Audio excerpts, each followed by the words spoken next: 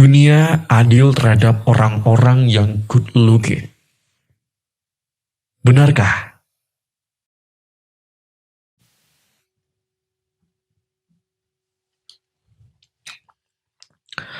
Hai, balik lagi sama aku Fikri, dan kali ini kita akan bincang santai tapi serius part 2.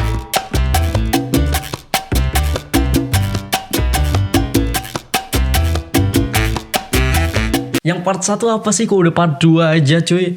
Part 1 ada di sini, aku membahas tentang film Indonesia yang tidak dihargai.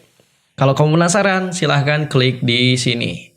Tapi kita lanjutin video ini dulu ya, sebelum kalian pergi ke video sebelumnya. Oke, kali ini kita akan membahas tentang jangan masuk sekolah acting. Ya, jadi aku punya relasi, dia punya sekolah acting, dan banyak banget yang mau join ke sekolah acting tersebut. Selalu tanya, apakah sekolah acting ini bisa menjadikan saya artis atau bisa menjadikan saya aktor yang terkenal? Ya tentu saja tidak ada yang bisa menjamin apakah sekolah acting itu bisa menjadikan kamu menjadi artis. Itu juga termasuk kemauan kamu dan passion kamu. Apakah seberapa besar kamu tertarik atau pengen banget masuk ke lingkungan artis-artis terkenal, itu juga yang menentukan kamu sendiri dan dunia. Percaya gak sih kalau dunia ini menentukan kita juga? Ya percayalah, harusnya ini kan semua milik Tuhan ya, milik Allah ya, milik Allah yang Maha Esa. Jadi kalau emang bukan takdirnya kamu menjadi aktor terkenal, ya jangan sok-sokan jadi aktor terkenal. Gimana ya? Kita tuh hidup harus realistis. Hidup tuh harus realistis. Ya, kenapa harus realistis? Ya karena hidup itu bukan imajinasi. Ini kita hidup di dunia yang nyata. Kamu jangan pikirannya ke dunia yang fana, cuy. Jadi kalau misalkan yang mengukur diri sendiri, apakah saya bisa menjadi seorang aktor terkenal, itu juga kemampuan diri kamu sendiri. Kamu les acting sampean, les keaktoran di sebuah manajemen yang udah besar atau school acting yang udah pro banget dalam bidang itu. Kalau kamu nggak punya potensi untuk menjadi artis, ya bohong, ya nggak bisa. Kamu harus memiliki minat atau passion dulu dalam dunia seperti itu. Nah, yang kedua, saranku adalah ketika kamu masuk ke kelas acting, itu jangan tanya yang punya kelas acting bisa menjadikan saya artis atau enggak. Ya jawabannya dia nggak bisa menjamin lah, kecuali kalau dia artis terus kamu istilahnya kamu akan dinaikkan dia atau misalkan diorbitkan. Pasti kalau kesuksesan yang instan itu pasti dimulai dengan drama, pasti akan dibuatkan drama. Misalkan kamu akan dijodohkan sama siapa yang udah terkenal, atau misalkan kamu diakui sebagai anak angkat terus kamu diangkat-angkat jadilah artis seperti itu. Tapi kalau misalkan kamu ingin mencari yang lama untuk dikenal, misalkan kayak Reza Radian atau misalkan aktor-aktor terkenal yang mulai dari nol, itu pasti juga melalui proses yang panjang. Dia menimpa ilmu dengan keaktorannya seperti itu.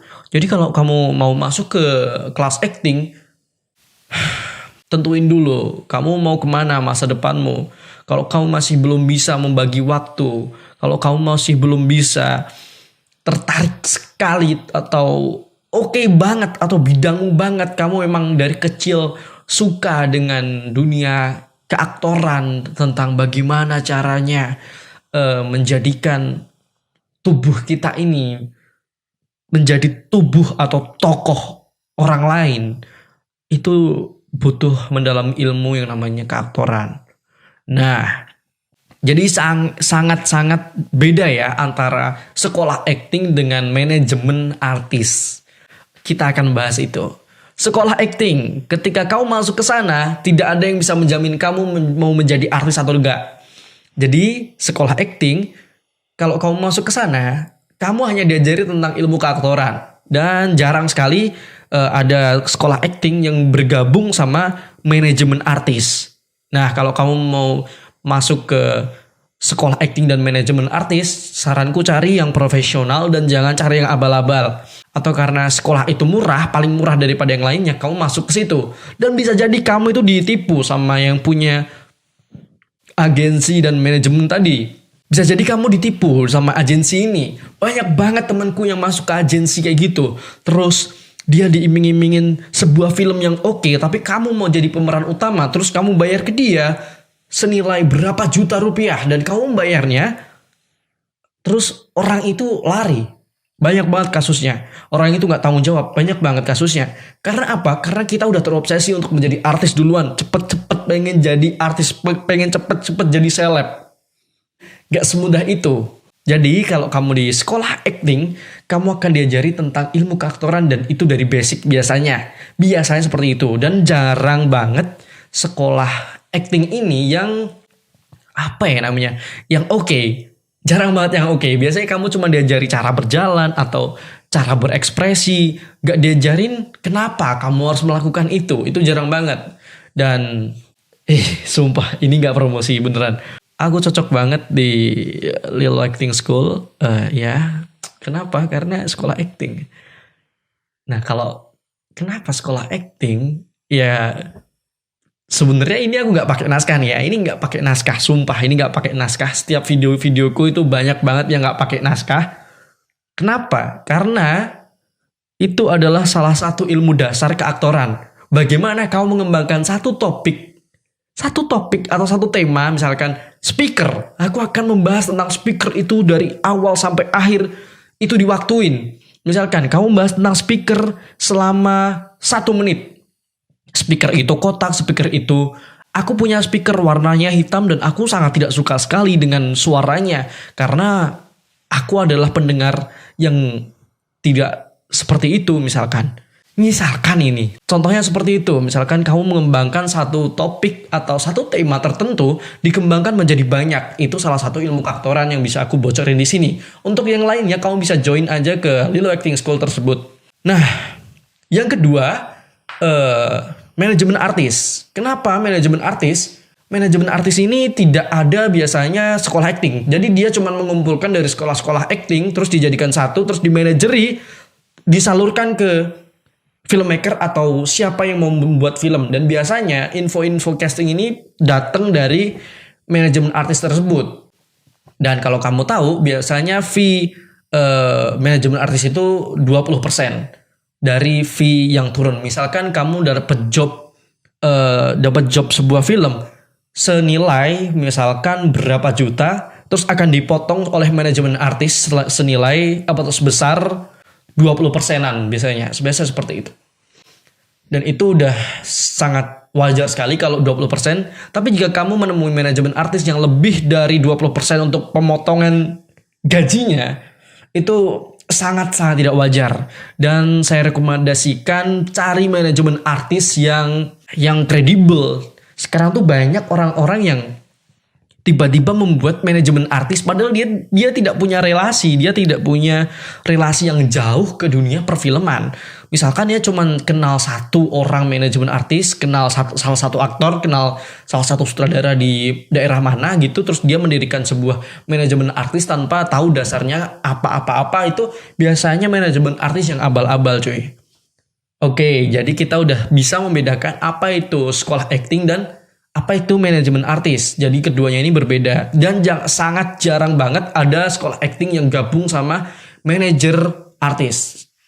Nah, begitu teman-temanku yang bahagia dan semoga sehat selalu. Ini jadi kayak podcast ya. Ini mungkin aku bakal potong-potong dikit aja tapi gak banyak biar kamu bisa menerima ilmunya. Jadi sekolah acting dan manajemen artis itu beda. Tapi kalau menurutku kamu lebih baik tapi kalau kamu passion ke keaktoran, aku saranin kamu ke sekolah acting. Otomatis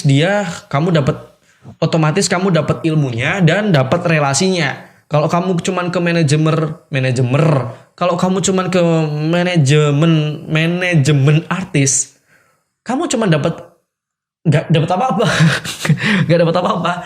Kamu cuma dikumpulin dan bahkan kamu nggak tahu di perkumpulan itu siapa aja, gimana gimana watak dan sifatnya, karena sama-sama egois di sini tuh. Kenapa? Karena sama-sama pengen jadi artis. Woi, pengen jadi artis, ini semua dikumpul jadi satu terus di apa ya, dilempar ke sebuah PH yang mau bikin film atau casting-castingan gitu. Dan sangat jarang dan sangat sering sekali terjadi percekcokan antar aktor atau antar manajemen artis, cuy. Gila apa? Jadi misalkan kamu sekolah acting di agensi A, terus ternyata kamu juga dimasukkan ke lowongan casting oleh manajemen artis B. Terus di satu lokasi yang sama, di satu lokasi casting yang sama, dia bertemu terus saling menggeret siswa atau murid-muridnya tersebut. Oh, ini punya saya, itu punya manajemen artis si B. Terus lah, itu kan sekolah aktingnya di agensi A. Itu sering banget kejadian seperti itu. Makanya sebelum kalian mengalami itu semua, sebelum kalian menjadi aktor, kalian tentukan dulu kamu milih yang sekolah acting atau manajemen artis. Jangan sampai keliru, karena itu basic banget buat kamu menuju relasi-relasi selanjutnya. Wih, kok mataku kemana-mana sih. Oke, jadi aku itu sangat lemah banget sama yang namanya teknik. Ini adalah teknik focusing mata yang harus fokus ke dalam atau ke sebuah benda. Kenapa itu sangat dibutuhkan? Nah, teknik ini dibutuhkan karena dalam syuting film kamu tidak boleh melihat kamera kecuali emang point of view-nya di kamera tersebut. Kalau kamu lihat film-film itu kan jarang banget ya aktor lihat kamera kecuali emang dibuat seolah-olah TikTok matanya. bukan TikTok aplikasi. Tapi seolah-olah kamu melihat satu sama lain hadap-hadapan gitu. Biasanya kamu baru boleh melihat kamera, atau emang konsepnya sama-sama melihat kamera gitu. Nah, aku lemah banget di focusing. Ya, soalnya aku nggak pakai naskah juga kan. Aku ngomong ini 12 menit ya mentahnya 12 menit. Aku tanpa baca naskah, tanpa persiapan terlebih dahulu. Tapi ada beberapa sih videoku yang menggunakan catatan-catatan kecil gitu, biar nggak kemana-mana ya. Di videoku yang buat video dalam pandemi atau sebelum judulnya ganti, itu aku juga merekomendasikan buat kamu semua kalau mau bikin video tetap pakai naskah ya. Nah, tadi kita udah membahas tentang sekolah acting dan manajemen artis. Jadi ketika kamu mau masuk ke sekolah acting atau manajemen artis, kamu harus tahu dulu apakah tujuanmu sama, visi misimu sama oleh agensi tersebut atau tidak, sebelum kalian menyesal selanjutnya. Karena emang biayanya juga gak murah-murah banget ke situ. Carilah manajemen artis atau sekolah acting yang kredibel di dunia film. Jangan yang cuman abal-abal gak ada kantornya, dan cari yang ada kantornya ya. Aku bisa rekomendasiin beberapa manajemen artis atau sekolah film di Jogja. Ada ya ya nggak bisa dibaca ya. Ya, untuk menjaga perasaan satu sama lain, kalian cari sendiri, cari aja di Google, banyak banget sekolah acting di Jogja. Yang paling aku rekomendasiin ya itu tadi yang aku sekolah acting di situ, di Little Acting School. Di sana tuh nggak cuma belajar tentang bagaimana berekspresi marah, ada motivasi dalam setiap melakukan gerakan. Intinya jadi aktor itu nggak asyik, nggak asik kalau bilang acting itu asik, acting itu asik, itu kan. Jadi kalau bilang jadi aktor itu mudah, wow, dia nggak pernah ngerasain aja menelan ilmu keaktoran. Kalau kepalamu belum pecah dalam suatu naskah, kamu belum mendalami peran. Itu aja dari aku, dan see you on my next video. Bye. Jangan sampai kamu salah pilih.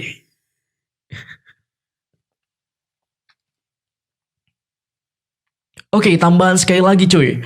Kalau kamu udah terobsesi banget pengen jadi artis, aku saranin kamu langsung ke Jakarta aja, terus cari sekolah acting di sana atau cari manajemen yang di sana. Tapi kamu harus good looking. Kamu bakal cepet dapet job di sana.